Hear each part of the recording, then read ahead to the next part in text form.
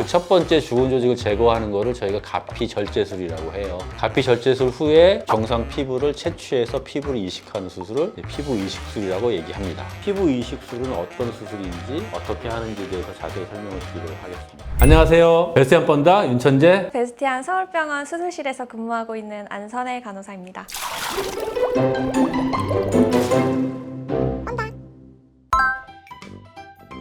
심재성 2도나 3도 화상을 입었을 때 죽은 조직을 제거한 후에 피부가 정상적으로 자기 피부가 다시 살아날 가능성이 없는 경우에 피부를 만들어주지 않으면 회복이 안 되거든요. 그 피부를 만들어주는 방법이 자기의 정상 피부의 일부를 채취를 해서 그 상처 부위에 갖다 이식을 해주는 걸 피부 이식이라고 하는데, 그렇게 해야지만 피부가 재생이 끝나고 치료가 끝나게 돼요. 그래서 피부 이식을 불가피하게 할 수밖에 없는 상황인 거죠. 그림을 잠깐 설명을 드릴게요.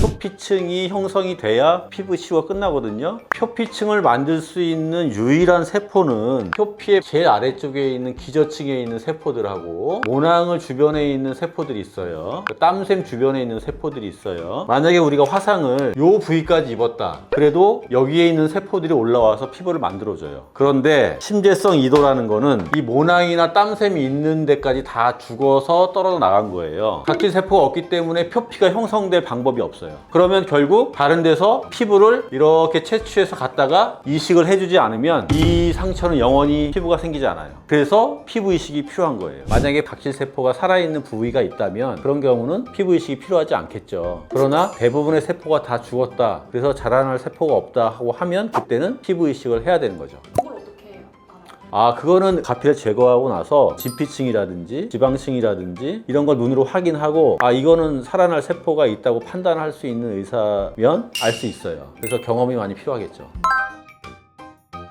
피부를 채취할 수 있는 조건이 평평하고 넓게 퍼져 있어야 돼요. 작은 부위, 굴곡진 부위는 피부를 채취할 수가 없어요. 그래서 평평하고 넓은 부위를 선택을 하거든요. 제일 많이 어디서 했죠?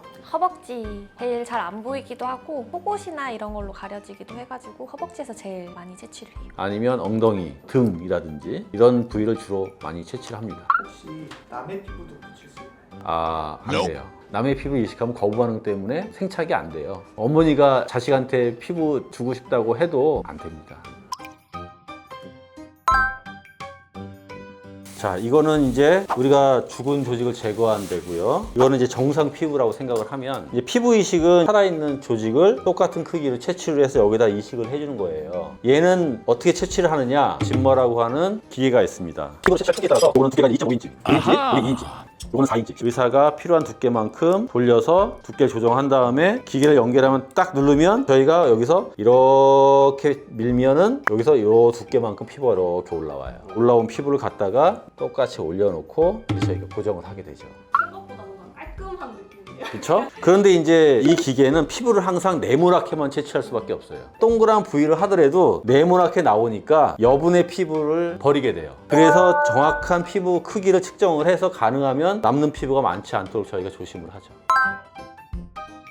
만약에 환자가 움직이거나 활동을 해가지고 이게 덜렁거린다든지 안에서 피가 고인다든지 하면 피부가 생착이 안 되게 돼요. 그럼 이식이 실패하겠죠. 그러니까 수술한 부위는 절대 움직여서는 안 되고 피가 날 수 있는 행동은 피하셔야 되고 조심하셔야죠.